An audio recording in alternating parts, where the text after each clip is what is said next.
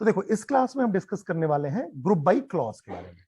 ठीक है, group by clause कैसे यूज किया जाता है, कैसे इसको हम कोलैबोरेट करेंगे या लिंक करेंगे ग्रुप फंक्शंस के साथ। ठीक है, तो इस क्लास में हम डिस्कस करेंगे ग्रुप बाई क्लॉज के बारे में, ग्रुप बाई क्लॉज कैसे मल्टीपल कॉलम्स के साथ अप्लाई किया जाता है, फिर group by clause order by clause के साथ देखेंगे। और ऑर्डर बाई क्लॉज को जो ना हम सिंपल भी यूज कर सकते हैं, बिना ग्रुप बाई क्लॉज के भी यूज कर सकते हैं, देखेंगे इसको। तो सबसे पहले समझते हैं ग्रुप बाई क्लॉज होता क्या है।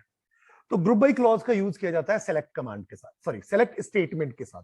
ठीक है, जिसका काम क्या है, to group rows into a set of summary rows by values of column और एक्सप्रेशंस। तो सिंपल सी बात है, ग्रुप बाई जो क्लॉज है वो सेलेक्ट कमांड या सेलेक्ट स्टेटमेंट के साथ यूज किया जाता है, जिसका मेन काम क्या है, ग्रुप ऑफ रोज पे काम करके एक रिलेवेंट वैल्यू देना, एक रिजल्टेंट वैल्यू देना। ठीक है, so the group by clause then returns one row per group.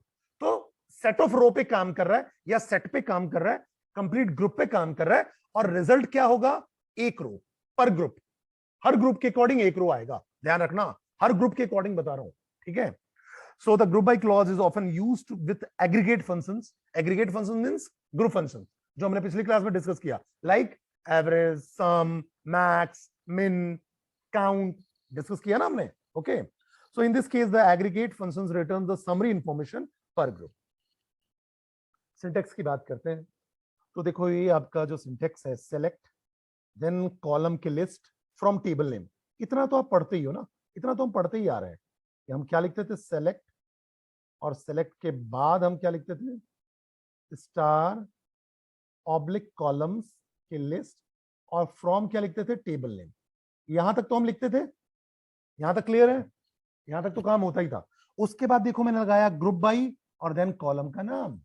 Group by के बाद क्या लगता है, कॉलम का नाम लगता है। ठीक है, इसी का थोड़ा एलोबरेटेड फॉर्म हम देखते हैं। तो मैंने लिखा सेलेक्ट कॉलम का लिस्ट, या जो भी आपको ग्रुप फंक्शन यूज करना है। यहां जो मैं फंक्शन की बात कर रहा हूं, ग्रुप फंक्शन की बात कर रहा हूं, लाइक मैक्स, मीन, एवरेज, ठीक है, सम, काउंट, इनकी बात कर रहा हूं। ठीक है, from table name where condition. अब कंडीशन भी होता था ना, कंडीशन भी हो सकता है वेयर के साथ, वेयर क्लॉज के साथ कंडीशन रो फिल्ट्रेशन के लिए यूज करते हो। Then group by column 1, column 2, multiple columns हो सकते हैं। Then order by column 1, column 2। एक एक चीज को समझते हैं। अब पहला पॉइंट ये है बेटा, ग्रुप बाई जो क्लॉज होता है always appear after from clause.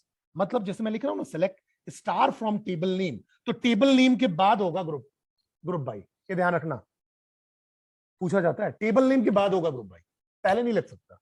ठीक है, तो group by always appears after from clause if where is not present. अगर वेयर है तो वेयर के बाद भी लगेगा, वेयर के बाद। तो इसलिए मैं पहले पॉइंट में बोल रहा हूं कि फ्रॉम के बाद इसलिए बोल रहा हूं क्योंकि पहले वाले में वेयर हम नहीं बोल रहे हैं। अगर वेयर नहीं है तो फ्रॉम के बाद ग्रुप बाई लगेगा, अगर वेयर है तो वेयर के बाद लगेगा। So if where is present the group by appears after where. ठीक है, सेलेक्ट स्टेटमेंट तो सिंपल सेलेक्ट स्टेटमेंट है, is the standard SQL select command query. Group by क्या करता है, कॉलम नेम जो भी दिया हुआ है is the clause that perform the grouping based on group, based on column name. ठीक है, तो ग्रुपिंग परफॉर्म करता है। उसके बाद आप जो यहाँ कॉलम 1, कॉलम 2 की बात कर रहे हो, it is optional, represent other column names when the grouping is done. तो बट ऑब्वियस है ना, आप मल्टीपल कॉलम्स दे सकते हो। अब एक कॉलम देने के बाद जरूरी नहीं कि मल्टीपल कॉलम हो ही हो। ठीक है, आपने बोल दिया ग्रुप बाई कॉलम 1, ये ठीक है, इसके बाद मल्टीपल कॉलम हो ऐसा मैंडेटरी नहीं है, ऑप्शनल है। ठीक है, लेकिन एक कॉलम दोगे, ग्रुप बाई कॉलम नेम देना पड़ेगा। ठीक है, then we cannot use a column alias in the group by clause। Aliasing use नहीं कर सकते ग्रुप बाई क्लॉज में। कैसे अलियासिंग यूज नहीं कर सकते, जैसे मैंने बोला कि select salary as salary, sorry select sal as salary. अब सैल क्या है बेटा, कॉलम का नाम, और उसकी अलियासिंग क्या कर दी मैंने, सैलरी कर दी। अब मैं बोलू फ्रॉम एम्प्लॉई, और मैंने बोला ग्रुप बाई सैलरी, ये वैलिड नहीं है बेटा। क्या वैलिड होगा बताओ, ये वैलिड नहीं है। ग्रुप बाई सैलरी अगर मैं लिख रहा हूं तो वैलिड नहीं है, तो क्या वैलिड होगा, ग्रुप बाई सैल वैलिड होगा, अलियासिंग वैलिड नहीं है। मतलब जो ग्रुपिंग आप करोगे ना, वो ग्रुपिंग किसके बेस पे होनी चाहिए, रियल कॉलम के बेस पे, अलियासिंग के बेस पे नहीं। ऐसा क्यों?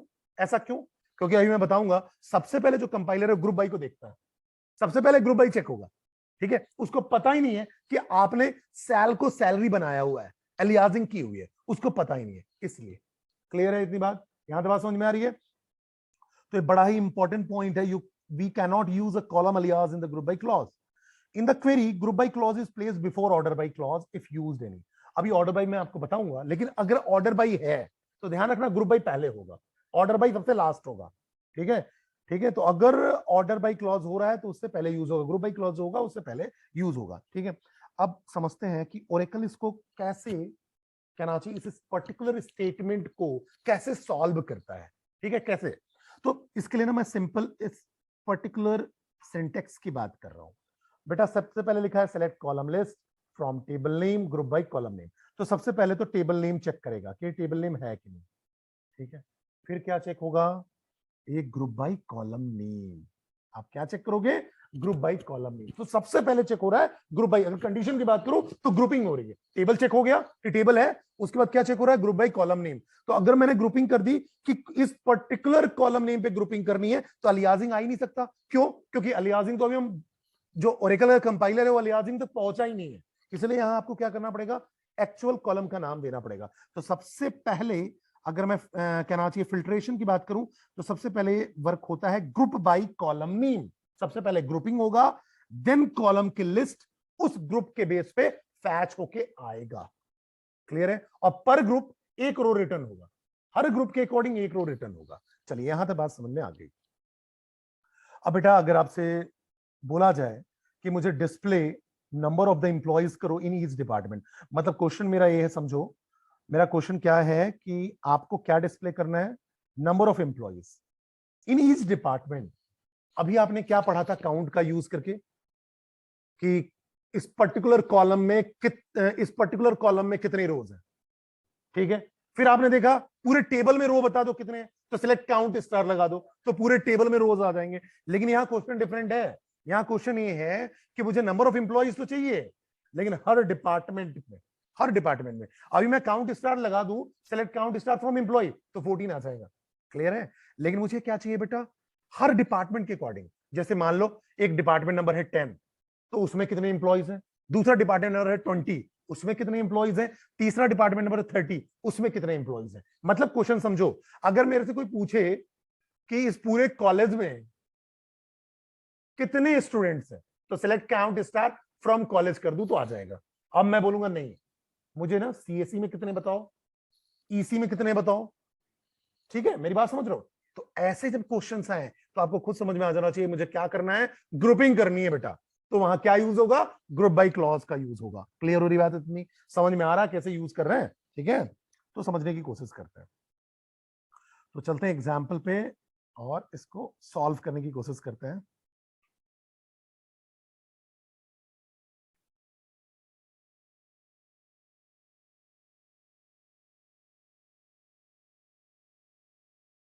तो देखो सबसे पहले ना मैं क्या करता हूँ, क्वेश्चन तो आप लोगों को क्लियर हो गया है कि मुझे क्या करना है, नंबर ऑफ एम्प्लॉइज निकालना है हर डिपार्टमेंट में। तो मैं काम करता हूँ, अगर आप देखो तो एम्प्लॉय टेबल को पहले चेक करो, एम्प्लॉय टेबल में है क्या।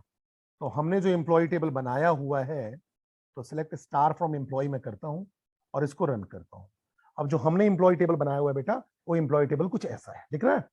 इसमें डिपार्टमेंट के नाम पे केवल डिपार्टमेंट नंबर है, जो ये बताता है कि ये पर्टिकुलर डिपार्टमेंट है और इसमें ये पर्टिकुलर एम्प्लॉइज है, ठीक है। तो अब मैं क्या करता हूं ना, केवल डिपार्टमेंट नंबर का निकालूं, select department number from employ.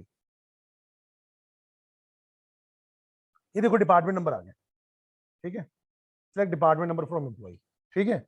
अब अगर मैं बोलूं select department number from employ, और एक ऑर्डर बाई क्लॉज होता है जो भी हम देखेंगे, और मैं इसको ऑर्डर बाई प्रिंट करने के लिए होता है, अरेंज करने के लिए होता है। मैंने बोला ऑर्डर बाई डिपार्टमेंट नंबर, तो डिपार्टमेंट नंबर के अकॉर्डिंग अरेंज हो जाएगा असेंडिंग ऑर्डर में, ठीक है, असेंडिंग ऑर्डर में। तो देखो ये अरेंज अब ऐसा हो गया, देखो 10 वाले कितने बंदे दिख रहे हैं तुम्हें? 3। 20 वाले कितने बंदे दिख रहे हैं? देखो 1 2 3 4 5। 30 वाले कितने बंदे दिख रहे हैं? 1 2 3 4 5 6। क्लियर हो रही बात इतनी? यहां तक बात समझ में आ रही है? पक्का? ठीक है, तो यहां तक मुझे चीजें समझ में आ गई। तो कुछ इस तरीके से अगर आप देखो तो आपके पास कुछ ऐसा टेबल है, मैंने अरेंज करके निकाला हुआ है इसको, देखो ये अरेंज करके निकाला हुआ है, डिपार्टमेंट नंबर के अकॉर्डिंग अरेंज करके निकाला हुआ है। आप चाहो तो आप भी निकाल सकते हो। जैसे अगर देखो, अगर मैं बोलूं सिलेक्ट स्टार फ्रॉम एम्प्लॉय और मैंने बोला ऑर्डर बाई DPTNO, ऐसा कर दो, ये आ गया, डिपार्टमेंट नंबर के अकॉर्डिंग अरेंज होके आ गया। मतलब 10 10 10 पहले आएगा, फिर 20 20 30 30, ये आ गए सारे के सारे, देखो अरेंज होके आ गए। क्लियर हो रही बात है इतनी? तो अब मेरा क्वेश्चन ये है बेटा, इस शीट पे चलते हैं, अब क्वेश्चन समझना। क्वेश्चन क्या है कि आपको क्या करना है, हर डिपार्टमेंट में कितने इंप्लॉय हैं काउंट करना है। इसका मतलब देखो 10 वाले डिपार्टमेंट में तो टोटल कितने इंप्लॉय दिख रहे हैं आपको? 3। ठीक है, टोटल कितने इंप्लॉय दिख गए? क्लार्क, मिलर, किंग, 3 दिख गए, पक्का। दूसरी बात करें 20 वाले में कितने इंप्लॉयज हैं आपके पास? 5, Ford, Scott, Jones, Smith, Adams. Okay, 30 वाले में कितने हैं? तो 6 होंगे, देखो Ward, Martin, Turner, James, Allen, Blake. ठीक है, तो ये बात हमें समझ में आ गई। तो मुझे ग्रुपिंग किसके बेस पे करनी पड़ेगी? ग्रुपिंग किसके बेस पे करनी पड़ेगी? समझो, डिपार्टमेंट नंबर के बेस पे। ग्रुप किसके बेस पे करूंगा? Department number. और जैसे ही ग्रुप करूंगा डिपार्टमेंट नंबर के बेस पे, और उसके बेस पे मैं क्या निकाल लूं? काउंट। तो मुझे पता चल जाएगा। क्यों? क्योंकि मैंने आपको बताया ग्रुप बाई जो क्लॉज होता है, हर ग्रुप के बेस पे एक रिजल्ट देगा, हर ग्रुप के बेस पे। तो यहां पहला ग्रुप क्या है बताओ मुझे? पहला ग्रुप क्या बन रहा है जल्दी? 10। 10 पे कितना काउंट रिटर्न होगा? 3। एक रो रिटर्न हुआ, एक वैल्यू रिटर्न हुई 3। वैसे ही 20 पे कितना रिटर्न हो रहा है? 20 पे देखो तो आपका 5 रिटर्न हो रहा है। ठीक है, वैसे ही 30 पे कितना रिटर्न हो रहा है? 6। तो ये बेटा बन गया फर्स्ट ग्रुप, ये बन गया आपका सेकंड ग्रुप, और ये बन गया आपका थर्ड ग्रुप। तो हर ग्रुप के बेस पे एक रिजल्ट आएगा। तो मुझे क्वेश्चन देख के समझ में आना चाहिए ग्रुपिंग किसके बेस पे करनी है। तो डिपार्टमेंट नंबर के बेस पे ग्रुपिंग करनी है। Is that clear? पक्का? ठीक है, रन करके देखते हैं। तो अब देखो बेटे, अब मैं क्या कर रहा हूं, मैंने सबसे पहले ना यहां देखो लिखा सिलेक्ट डिपार्टमेंट नंबर और काउंट स्टार। ये देखो पहले मैंने यहां सिलेक्ट डिपार्टमेंट नंबर और काउंट स्टार फ्रॉम एम्प्लॉय करता हूं। अगर मेरा इसी से काम हो जाए तो मुझे कुछ करने की जरूरत ही नहीं पड़ेगी। ठीक है, अब इसको जैसे ही रन करोगे एरर जनरेट करेगा। क्यों एरर जनरेट कर रहा है बताओ? Select department number count star from employ को रन कर रहा हूं तो एरर जनरेट क्यों कर रहा है बताओ मुझे, कोई भी। क्यों एरर जनरेट कर रहा है? क्योंकि जो डिपार्टमेंट नंबर है, अगर आप उसको प्रिंट करोगे तो कितने रोज आएंगे बताओ? 14। टोटल 14 रोज आएंगे ना। अभी आप देखो ना, आपने लिखा था ना कि select department number from employ, कितना रो आएगा? Select department number from employ, ये आ गया 14 रोज, देखो टोटल 14 रोज। और आप जो काउंट स्टार लगा रहे हो, एक ग्रुप फंक्शन है जो एक ग्रुप के बेस पे एक रो रिटर्न करता है, एक पूरे कहना चाहिए सेट के बेस पे एक रिजल्ट देगा।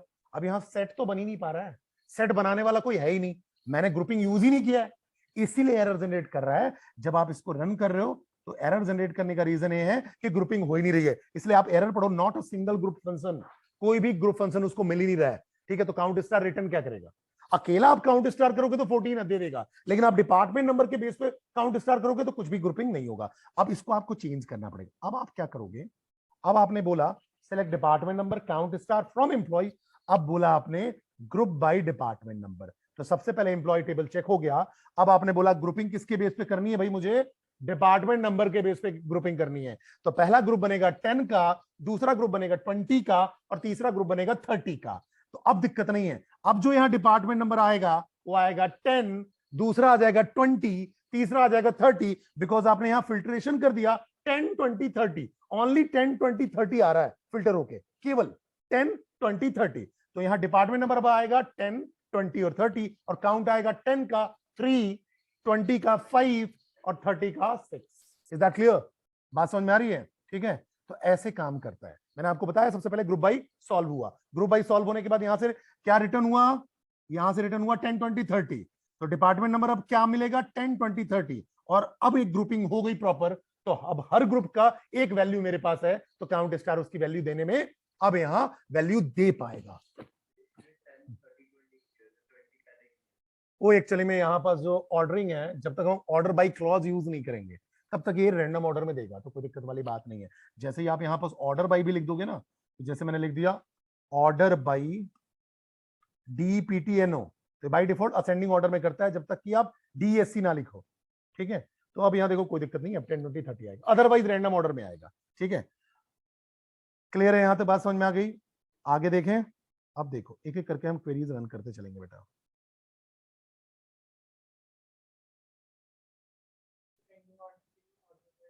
आएगा, मैं पढ़ाऊंगा, टेंशन ना ले, आएगा। यहां तक चीजें क्लियर हो गई? ठीक है, अब आपसे अगर बोला जाए, मान लो retrieve a list of the highest paid salary in each job, तो क्या कर दोगे? Select maximum sal comma job from employ group by, किसके बेस पे कर दोगे? जॉब के बेस पे। अब ये मैक्सिमम सैलरी आप बाद में लिख दो, जॉब पहले लिख दो, कोई फर्क नहीं है उससे ना, कोई फर्क नहीं है। मैं रन करके बताता हूं। तो अब देखो मुझे रिट्रीव करना highest paid salary in each job, her job के अकॉर्डिंग, मतलब एनालिस्ट का, मैनेजर का, क्लर्क का, सेल्समैन का। ठीक है, तो इसको रन करते हैं। तो देखो सबसे पहले तो तुम देख लो कि जॉब में है क्या क्या। तो मैंने लिखा सेलेक्ट जॉब फ्रॉम एम्प्लॉय, तो आप देखोगे मल्टीपल जॉब्स हैं और डुप्लीकेट भी हैं, मैंने बताया था आपको। प्रेसिडेंट है, मैनेजर देखो आपको मल्टीपल टाइम दिख जाएगा, एनालिस्ट मल्टीपल टाइम्स दिख जाएगा, क्लर्क मल्टीपल टाइम्स है, सेल्समैन मल्टीपल टाइम्स है। ठीक है, तो जो मल्टीपल टाइम्स हो उसी को ग्रुप कर सकते हो ना आप, ग्रुपिंग उसी को कर सकते हो, सीधी सी बात है। ठीक है, और नहीं तो करोगे तो क्या होगा? सिंगल वैल्यू, एक एक का सिंगल वैल्यू ही आएगा, ग्रुप एक एक का ही बनेगा फिर। तो देखो मैंने यहां लिख दिया select max sal comma job from employ group by job. अब जॉब के बेस पे ग्रुपिंग हो जाएगी। तो एक जॉब होगा मैनेजर, सॉरी एक जॉब होगा प्रेसिडेंट, एक होगा मैनेजर, एक होगा एनालिस्ट, एक होगा क्लर्क और एक होगा सेल्समैन। केवल 5 टाइप की कैटेगरी बनेगी बेटा। ठीक है, तो यहां से आपके पास कैटेगरी क्या पास हो गया? President, manager, analyst, clerk, salesman, 5 category. ठीक है, तो अब मैक्सिमम सैलरी क्या होगा? मैक्सिमम सैलरी किसका आएगा? प्रेसिडेंट का। एक मैक्सिमम सैलरी मैनेजर का आ जाएगा, एक मैक्सिमम सैलरी एनालिस्ट का आ जाएगा, एक मैक्सिमम सैलरी सेल्समैन का आ जाएगा, एक मैक्सिमम सैलरी क्लर्क का आ जाएगा, क्योंकि उसने ग्रुपिंग कर दी। क्लियर है इतनी बात? और फिर जॉब भी आ जाएगा, उसके साथ जॉब लिखा हुआ आ जाएगा। तो जब आप इसको रन करोगे तो देखो बेटा आ गया। क्लियर है? अब आप इसको आगे पीछे कर दो, इससे कोई फर्क नहीं है। सिलेक्ट जॉब लिख दो कॉमा मैक्स, और यहां लिख दो sal from employ group by job. समझने वाली बात यह है कि जो ग्रुपिंग हो रही है वो कैसे हो रही है। क्लियर है इतनी बात? तो प्रेसिडेंट आपके पास एक ही है, तो एक ही कैटेगरी बनी, उसका हाईएस्ट सैलरी। अब देखो समझो मेरी बात में, अब यहां समझो, यहां देखो आपके पास क्या है। मेरे ख्याल से इसमें अगर आप देखोगे तो प्रेसिडेंट एक ही है। ठीक है, तो प्रेसिडेंट के बाद मैनेजर आया, तो देखो मैनेजर 1 2, मैनेजर 2 ही है, और देखो कहीं है 3 मैनेजर है। अब इन तीनों मैनेजर में से सैलरी किसकी ज्यादा? देखो ये है 2850, ये है 2975 और ये है 2450, तो कितना आना चाहिए? 2975। फिर क्लर्क देखो, क्लर्क है 1 2 3 और कोई है 4, यहां 4 हो गए। अब एक क्लर्क की वैल्यू है 1300, दूसरा है 800, फिर 1100 और 950। अब इनमें सबसे बड़ा क्या है? 1300। ठीक है, वैसे ही एनालिस्ट की देख लो, तो एनालिस्ट जो है वो 3000 3000, सेल्समैन सॉरी 3000, और सेल्समैन में क्या है? 1250 1250 1500। ना सेल्समैन क्या 1500 है ना, एक 1500 भी है। ठीक है, तो देखो यही कुछ आउटपुट होगा बेटा। देखो प्रेसिडेंट 5000, मैनेजर 2975, एनालिस्ट 3000, क्लर्क का 1300, सेल्समैन 1600 वाला भी कोई है होगा। फिर देखो सेल्समैन 1600 वाला कोई है, ये देखो ये है 1600। ठीक है, तो बट ऑब्वियस है, वो देखो वो जो ग्रुपिंग कर रहा है ना, वो अब सेल्समैन की ग्रुपिंग कर लिया। अब पूरे जो सेल्समैन आ गए उसमें से जिसकी सैलरी सबसे हाईएस्ट है। तो आई थिंक अब आपको समझ में आ रहा होगा कैसे ग्रुप बाई काम करता है। क्लियर है? पक्का? ठीक है, तो बड़ा ही सिंपल है और बड़ा ही इसका कहना चाहिए इसकी यूटिलिटी बड़ी ही वाइड है, हर जगह यूज में आता है, हर जगह हमें ग्रुपिंग करने की जरूरत पड़ती है। ठीक है, तो अप्लीकेबिलिटी रियल लाइफ में है। वैसे ही बेटा मैंने लिख दिया select department number average salary from employ group by department number, तो यहां से डिपार्टमेंट नंबर के बेस पे ग्रुपिंग किया तो क्या पास होगा? 10 20 30। तो डिपार्टमेंट नंबर आ जाएगा 10 20 30 और उनका एवरेज सैलरी आ जाएगा। रन कर दो, ठीक है, क्लियर है। अगली बात की मैंने, select job sum salary from employ group by job. तो यहां से जॉब पास होगा। जॉब क्या पास होगा? President, manager, salesman, clerk, analyst, और उनके यहां आप जॉब प्रिंट हो गया और उनकी सम सैलरी आ गई। सम मतलब अब जितने प्रेसिडेंट है उनका टोटल, प्रेसिडेंट तो एक ही है तो 5000 आएगा। अब मैनेजर अगर मान लो जितने हैं उन सबका सम हो जाएगा सैलरी। फिर एनालिस्ट का सम हो जाएगा, एनालिस्ट 2 थे, 3000 3000, तो देखो 6000 आ रहा है, यहाँ देखो 6000 है। क्लर्क का 4150 आ रहा है टोटल सम होके, और सेल्समैन का, तो ये बनेगा आपको, क्लियर हो रहा है। वैसे ही select job minimum salary from employ group by job. अब एक बार मैक्सिमम निकाल लिया, अब एक मिनिमम निकाल रहे हो, तो सीधी सी बात है वो मिनिमम निकाल के दे देगा। क्लियर है। अब आपने बोला सेलेक्ट टू अंडरस्कोर कैर, मैं एक चीज को समझाने के लिए यहां यूज कर रहा हूं। अब मैंने आपको टू अंडरस्कोर कैर पढ़ाया हुआ था। अब मैंने बोला to underscore char hire date, आपने क्या पास किया? हायर डेट, आज की डेट पास की, ठीक है। और आप बोल रहे हो क्या चाहिए मुझे, लेकिन ना केवल ईयर चाहिए, Y Y Y Y, it means 2022 चाहिए, ठीक है। तो अगर इसको आप रन करोगे, ठीक है, अगर यार डुअल से बोलते आप, समझो मेरी बात को, पहले ना इसको मैं थोड़ा चेंज करता हूं। तो अगर मैं इसको बोलता फ्रॉम डुअल, तो सिस्टम डेट आज की क्या हो गई? आज की सिस्टम डेट क्या है बताओ? 15 अप्रैल 2022, ठीक है। तो अगर नॉर्मल में अगर सिस्टम डेट निकालूंगा तो 15/04/22 आएगा, केवल 22, ठीक है। तो अब मैं इसको अगर रन करूं, अब क्या होगा देखो, select to underscore char hire date Y Y Y from dual. अच्छा, मैं यहां क्या बता रहा हूं, आइडेंटिफाई नहीं हो रहा है, सॉरी, हायर डेट है ही नहीं ना, सॉरी, यहां सिस्टम डेट, सॉरी, यहां सिस्टम डेट दिया। अब आज की डेट ही ले लिया इसने, अब क्या निकाल के दे देगा? केवल 2022, ठीक है। टू अंडरस्कोर क्या काम करता है? जो भी आप फॉर्मेट देते हो उस फॉर्मेट के अकॉर्डिंग, या जो भी आप पैटर्न देते हो उस पैटर्न के अकॉर्डिंग प्रिंट कर देता, ठीक है। अब मैंने यहां बोला select to underscore char hire date. अब हायर डेट तो लेगा वो, लेकिन हायर डेट का केवल ईयर बताएगा मुझे। तो मैंने इसको रन किया तो केवल हायर डेट का ईयर बताएगा, देखो बता दिया। क्लियर है? बात समझ में आ रही है यहां तक? अब बेटा समझना इसको मैं क्यों बता रहा था। अब मैंने आगे इसको यूज किया है, select to underscore char hire date Y Y Y as year. अब ये जो टू अंडरस्कोर कैर पूरा का पूरा लिखा हुआ आ रहा है ना, देखो ये पूरा लिखा हुआ आ रहा है, इसकी एलियाजिंग कर दी। मैंने क्या बता दिया कि ये कॉलम क्या लिखा हुआ आएगा? ईयर लिखा हुआ आएगा, ठीक है।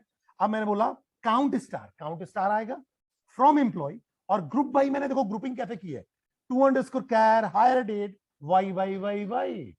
अब यहां ग्रुपिंग किसके बेस पे कर रहे हैं? हायर डेट के बेस पे कर रहे हैं ग्रुपिंग, और वो भी हायर डेट यहां क्या होगा?